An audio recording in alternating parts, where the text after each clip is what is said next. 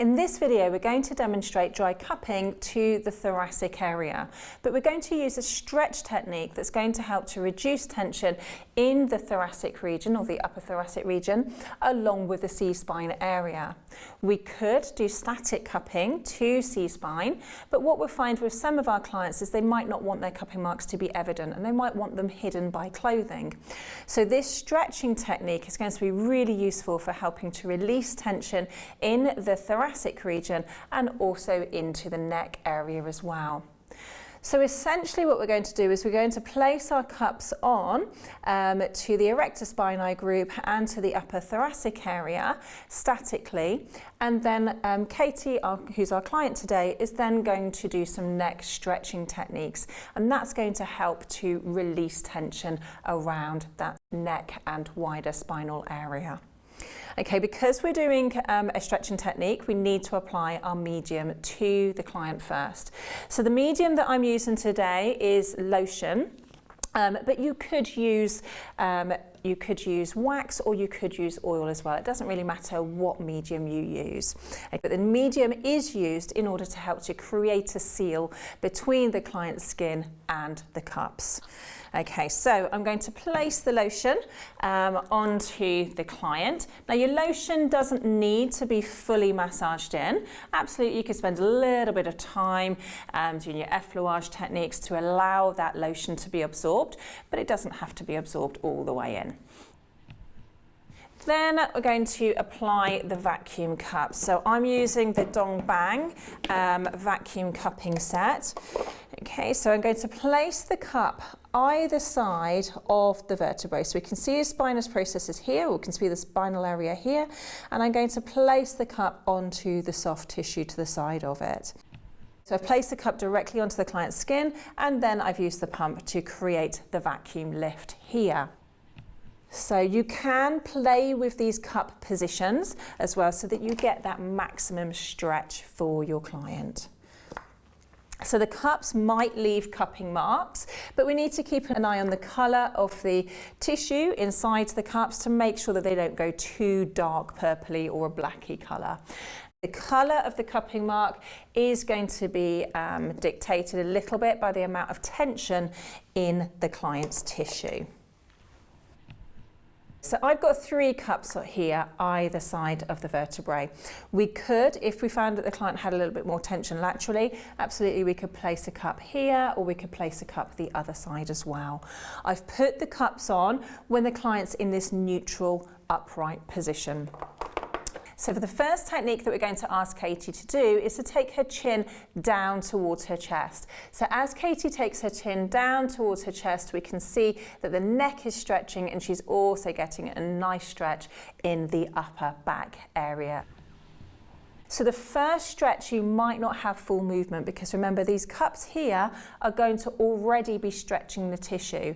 So the cups have provided an upward stretch to the tissue, and then when Katie brings her chin into her chest, she's then stretching that tissue further, creating a double stretch effect, which then will create a relaxation effect in the tissue more quickly. Then she's coming back up again. So we'll do that 3 to 4 times. So again, Katie's going to take that chin down. So she's doing a short stretch, only for about 2 to 3 seconds, and then coming back up again. And once she's done that about 3 times, generally we say about 3 to 4 movements, then the client will start to feel more of a release. And on that final stretch, she could hold it for longer if we wanted her to, especially if she was feeling that nice release through the tissue. So that's flexion of the C-spine, so bringing that chin in towards the chest, and as she does that movement, she's going to create more of a stretch in the upper thoracic area, and she's going to feel a nice release in tension in the neck as well. The other technique that we could do is lateral flexion of the neck as well. So Katie's now going to take her ear towards her shoulder. She's keeping her shoulders level here, and as she takes her ear over to the shoulder, she's going to feel a nice stretch here. Again, if your client didn't feel the stretch with the cups in these positions, we could just tweak the position, and we might find that these 2 upper cups, we might want them to come a little bit more laterally, especially if they were holding more tension here. Excellent, and then back to that centre position for me, and then over to the other side. So she's literally taking that ear towards the opposite shoulder. And this time Katie will be feeling a stretch over the other side. Excellent, and then back again. So again, she's going to repeat that about 3 times on each side. Excellent. And then back over to that final side.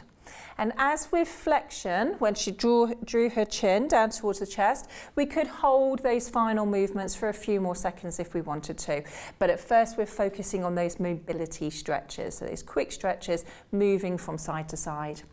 The other movement that we could do is a slight rotation. So Katie's going to take her chin towards her opposite shoulder first and then draw it down a little bit.